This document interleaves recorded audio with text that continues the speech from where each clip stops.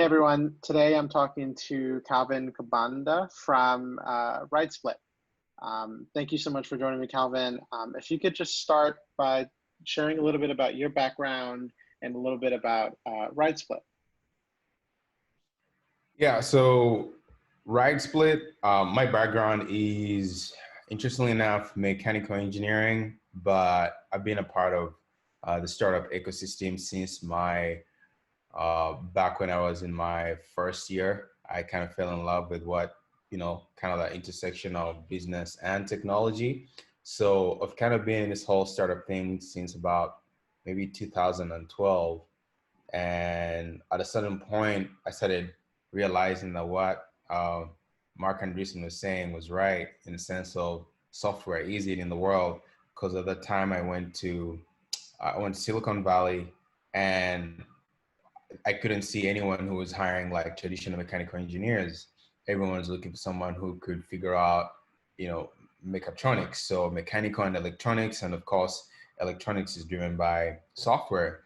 So it was like at that point, I was like, okay, let me really pivot like my background and start heading towards the software path.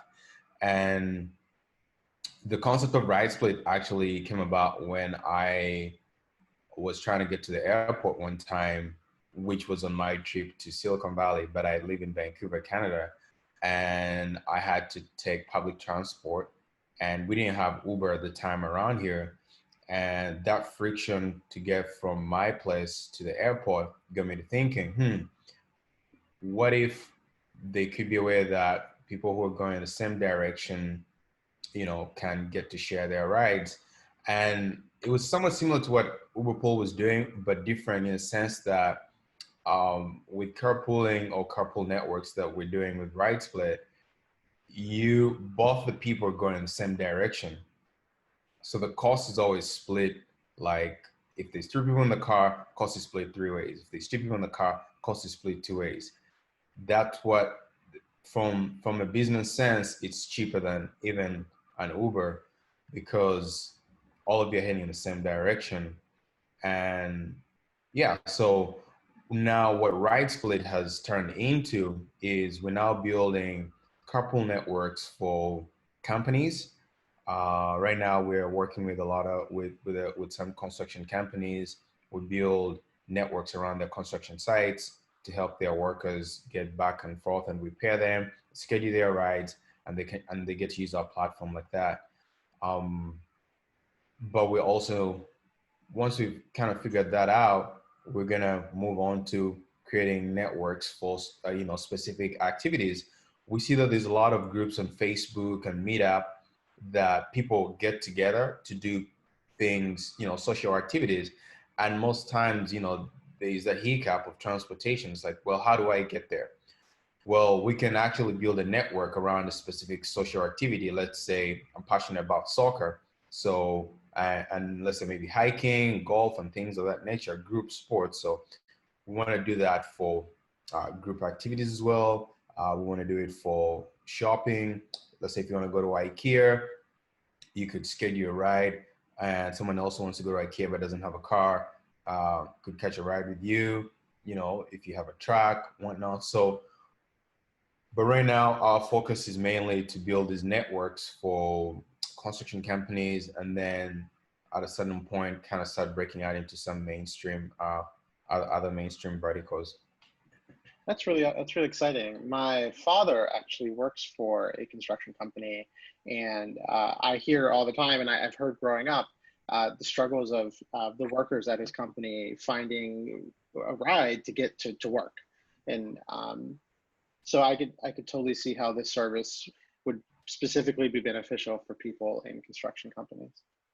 Yeah, because if you look, just add to what you're saying. If you look at the numbers, I know like in the US, the average, kind of on average, how much people spend to get to work. If you look at on average how much people spend on an Uber, which is about, between 10 to 12 bucks, the average, cost people someone will spend. But then if you look at the average commuting distance, they would have to spend, like over like $25, right? And that's just one way.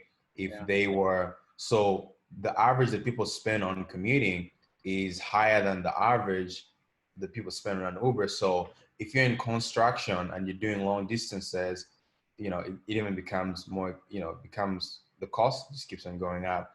And then you don't want to take public transit. But then again, it's like, okay, if you can be paired up with the people you work with. So yeah, maybe we should talk to your dad as well. Yeah.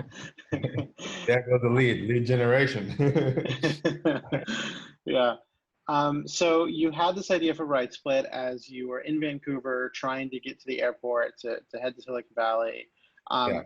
What were the first steps you took from an idea to building a product to building a business? Can you talk me through sort of that transition? It's very interesting whenever people ask, because Rice was probably like the first couple of startups that I've been a part of that I started back when I was doing my mechanical engineering degree back in college. Unfortunately, it didn't work out. But whenever people are like, how do you kind of get through this cycle from beginning to kind of where things are right now? And it's almost like painting, right? And that's what I tell my friends. When an idea comes to you, I believe like those are the most precious moments. Like there's some things that come to you at the moment of inception. Like inception is not when you get product market fit. Inception is when that idea, that light bulb goes to feel like, what if you just start spewing everything out? So that's what I did. The moment I got off the plane from Silicon Valley back to Vancouver, the first thing I did when I go back to my apartment, I got like a whiteboard and I spent that whole week just sketching things out randomly. It's like, maybe you should look like this, maybe you should do this, and literally just writing out sentences. Then I went from that writing out sentences to like, okay, I used a tool that was a mockup tool. So I sketched everything on a whiteboard because it's easier. Things translate easier from your hand onto like a whiteboard, and I would draw them out in a funky way, and I'll take pictures of them. So I probably took 35 pictures of the first RydeSplit prototype, and then I uploaded them to Google Drive. And then once I captured everything of like that kind of light bulb moment when I first thought of the idea, then I got a mockup tool which I started using to kind of come up with like an MVP concept. And at that moment when I had the I think you can clickable mockups. I've forgotten what tool it was.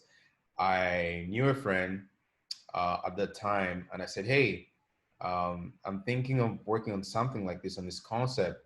Then I showed him the clickable mockups that I'd worked on, and he kind of started getting it. He was like, "Oh, okay." So he started adding in, started saying, "Oh, what if you could do this?" The moment someone starts to kind of give you feedback or suggest some things that your mockup should do, then I was like, okay, let's work on this together. At the time, we really didn't know if we could even get any traction. So the biggest thing for us was how first can we get it out there? And now this was probably 5 years after now I finally figured out like, okay, what is an MVP? Like it doesn't have to be pretty. It doesn't have to be good. It's just, like once you fail to get out your first product, you eventually you kind of master the concept of an MVP, which is like just get it out there, just put something together. Um, and so we said, hey, like he's working for like an software company, and he said, I don't have too much time, but I said, what if we just like crank up something, just something very basic, something very like just throw it out there. And we started looking at some options that were out there. We said, okay, if we decide to use like a traditional dev cycle, we're gonna need something for iOS, we're gonna need something for Android, and we just don't have the capacity, the time right now, because this thing is just in its very early stages. And we said, well, let's consider developing it as a web app. And we said, okay, well, these other frameworks that we can do. We consider cross-platform at the moment. We considered Xamarin. Um, we considered what's the other one? We considered some cross-platform, frameworks out there, and we're like, okay, the dev cycle was looking at maybe like 4 months. So we say, can we push out something in a month? So by narrowing down the time frame in which we wanted to get the prototype out there, it really narrowed down our options. Yeah. That's how we arrived at saying, okay, let's check out these no code platforms. You know, I mean, you're always gonna find people saying, like the pros and cons is every product out there. I mean, every software framework, whether you choose like a traditional dev cycle, like if you want to go Android, iOS, which one should you go with? Even in Android, like what should you use? Should you use Java or should you use, um, Kotlin. yeah, Kotlin? Now, right now, Kotlin Yeah. is hot. These pros and cons, and at the end of the day, it's just like get just pick one. None of them is perfect. Just pick one, as long as you know that there's a community there, and then just roll with that. So we rolled with Babel. We're just like, okay, so many out there, we're just gonna choose this one. And we started working with it, and we were able to kind of launch, build what the original pictures that are drawn up wild that are turned into like clickable mockups. We're able to put that out. And we started saying, okay, like if we want APIs and use all like authentication and do all things like that, we could just pull API libraries and whatnot and integrate like Google Maps. We really needed that. So we started rolling with that. And yes, there was some limitations, but um, that's kind of how we got from all the way from the idea onto it was just a time constraint. Yeah. So you mentioned that when you were doing this initial exploration, you and your team decided that, or found that it would be about 4 months of development work. Um, and you said that you were able to get something out in Bubble in about a month. Yeah. Um, did you still have to cut scope, or were you able to develop in Bubble fast enough where you could do sort of all your scope in 1 month instead of 4 months? Yes. One thing that I really encourage anyone, that is using any platform like a no-code platform is we did cut down the scope. And this is, I just like to use two things normally with if anyone says, hey, like I'm thinking of an idea, I usually break it down like this. I say, you have nice to have features and you have must have features. And also what really helped us, because think of it, I had 35 screens. Like I really thought out like the whole app, but the initial prototype only had like maybe 4 pages, maybe 3. So out of all the 35, we had to shrink it down and choose just the 3. So we had to go okay, what is a must have? And that's how we narrowed it down. Yeah, Yeah. that makes a lot of sense. Do you remember when you first sort of learned about these no-code tools like Bubble? What were some of the things that really were appealing to you as you were learning more about them? One, I actually don't think a lot of them get a lot of credit, but especially from traditional developers. But one of the things that I really enjoyed is that no-code platforms are almost like this. It's almost like riding a bicycle, where it's like you have 3 wheels on, like you have two, like two tires on the back instead of just one.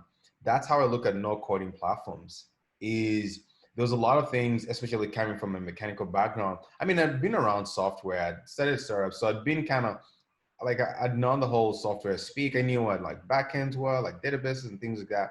But to actually understand how things come together, so no code platforms actually helped me kind of with it was like baby food. So it was like, oh, okay. So it's like, it's not asking you to build like if you need an API, it's not asking you to like build it from scratch, right? Or, like boilerplate code just to get one feature going. And let's say if you want to do authentication and building it from scratch, it's going to tell you, okay, you need users to log in.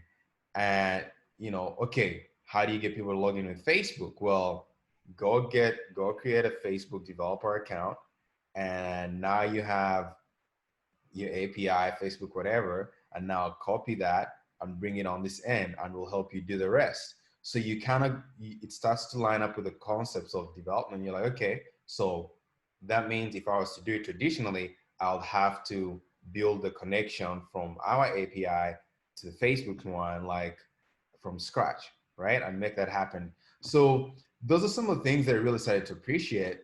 And the biggest one really was when it comes to how he was able to, because when you're designing it, you're designing it, let's say, on a website, like on a for a desktop, but how he was able to resize to like mobile, for me, that was like, okay, that saved so much time. That is one of the biggest things, biggest pros I'll say for this code platforms, where it's like, okay, that's awesome. You know, like it automatically is gonna scale it down to if someone's using a mobile, you know, someone's using a mobile phone, and you get to see how, you know, resizing pixels and all of that works. So that was really cool. Yeah, yeah, the responsiveness of these tools is really awesome. I agree. Yeah, it's amazing how, if you, because it saves you so much time. It means that Yeah. you can do both. Like, you know, it makes you feel like you're a good UI developer. It's like you're a good UI design. You're like, okay, there might be some hassle with, you know, like you gotta tap, tap, tap, kind of line things, look on your phone, but just how responsive, that's one of the things that it really, those are one of the biggest headaches that he helped us with. That's awesome. So you've been building RydeSplit for some time now. Looking back at your initial technical decisions and initial product decisions, what are some things that you would have done differently, or what are some things that you wish you would have known back then, but you didn't know, but you know now as you've been working on it? It's more, it's more about, um, I guess the main, one of the things I think for us has been, okay, like if we knew, like what could we have done differently? I think for us it's mainly with what features, because there's an ease that comes, there's some things that are easier to do when you're doing things with traditional code, right? Like if you're building things, you know, manually with software, there's some things that are, there's some features that are easier to roll out. I think from what we know right now, the features that we try to do at that time that were just harder to pull off with no code, right? Because of just kind of like the user interaction, like, I mean, user experience that we wanted our users to have. So probably instead of having rolled out those features earlier on in the dev cycle and getting to a point where it's just maybe never going to work the way we need it to be, would have been, if we had known that, maybe we would have rolled out the easier features first.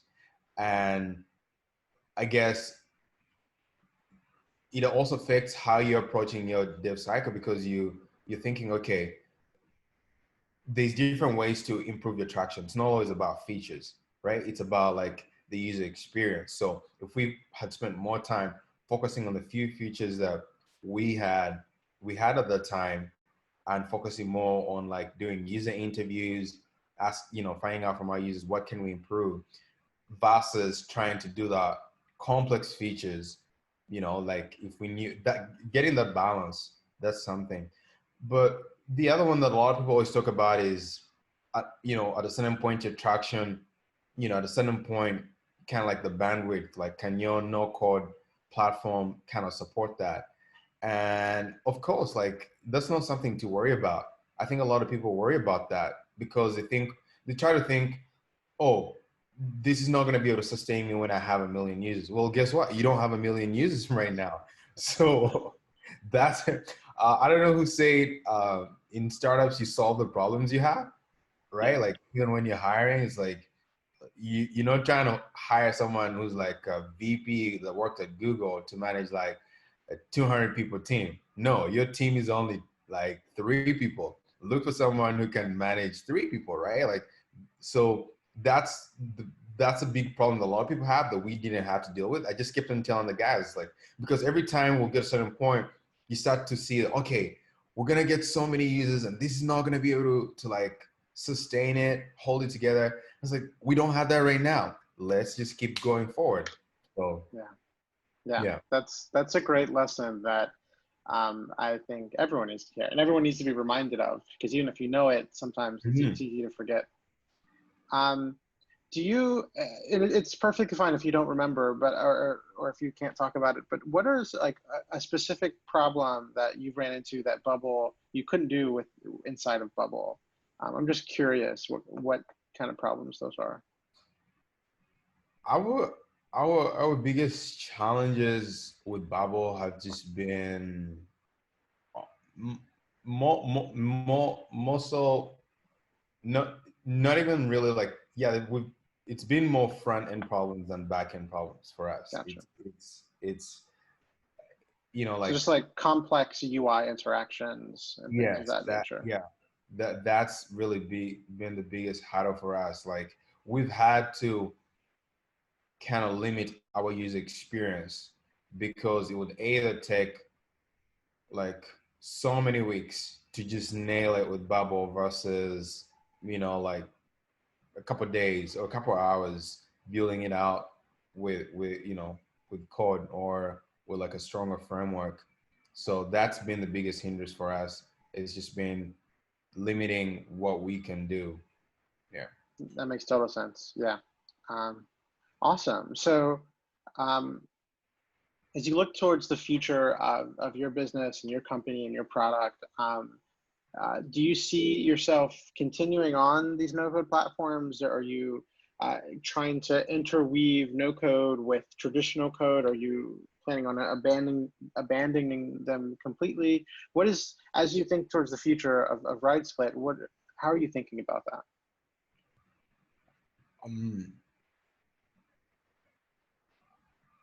yeah, we are planning to in the near future, we are planning to move towards uh, cross-platform using more traditional software frameworks, code frameworks. Uh, One of the things we're looking at is Flutter, React Native. Mhm. So we're kind of looking at more, we're looking at frameworks that can give us more complexity. Mhm. So yeah, but I think we're probably like I don't know, 3 months away from that. So Yeah. yeah, but we are Uh, definitely considering that. But the thing though as well that we also get to realize that usually a lot of the things we at the beginning, let's say 12 months ago, that were like, we wish the platform could do this. These no coding platforms are also iterating at a very fast process. yeah. So they are improving by the day, by the hour, maybe I should say. So maybe that gives us more runway. Yeah. But Definitely. If you're looking at writing React Native, there's a really great no-code platform called DraftBit. And what it does is it's a visual application builder, and it will give you the it will write React Native code for you, and then it'll let you download it after it's done. And I have some experience with that, and it's actually a really great tool. okay, Um, what's the name? DraftBit, DraftBit. BR. B DraftBit. Oh, okay. So it's different from what's the other one? Uh, Uh, Thunkable is another big one for mobile, but I'm not sure. there's another one that I was talking to someone about that they're a React developer and yeah, they're like, okay, you got to use this. It's Um, great. It writes React Native code for you, and you can download the code once it's done. So I find that really helpful. Um, so you sort of mentioned, currently RydeSplit is focused on partnering with these construction companies. Where do you see, yourself and your business in the next, 6 to 12 months? well, we were of course, every right from the giants in the industry, in the rideshare industry, Uber, Lyft, and whatnot. A lot of these companies have been affected by the whole COVID situation in the sense of like, how comfortable are the users getting into cars with other people and sharing them and whatnot. And we we kind of were watching the market to see what the user behavior would be. And I think the time frame that you've said, like 6 to 12 months, I think that's a perfect time. That's a perfect timeline for us to get a better understanding of what the actual kind of post-COVID user behavior is going to be. So the good thing for us is the, the niche is still there to go after. I think for us, the goal now is that period that you're talking about is what we're looking at migrating from, let's say, no code platform to a coding platform, right? So we're just going to use the time to migrate our product and try and give our users the best experience that we can give them, as well as integrating a lot of now what you call like COVID precautions and measures. For instance, one of the Yeah. things for us is limiting how many people you can pick up, right? You know, to instead of, let's say, offering a ride for 3 people, you can only offer a ride to one other person, so that there's just 2 people in the car. So there's a lot of COVID measures to test out, and that's what we're going to use the 6 to 12 months to do. Awesome. Yeah, totally. It's, there's still so much uncertainty in the post-COVID world, and while we're still in COVID, and so Yeah. yeah, a lot of businesses are trying to figure that out. Um, well, before we go, I just want to thank you so much for taking the time. Is there anything that you want to plug? How can people, find you or your business online? Um, yeah, just anything you want to plug. You can find us at RydeSplit at RydeSplit on Twitter, Instagram, and RydeSplit with RydeSplit. Check out our platform, sign up.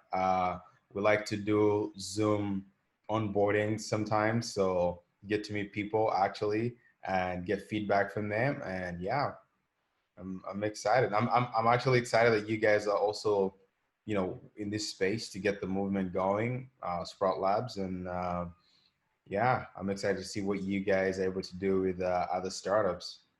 Thank you so much.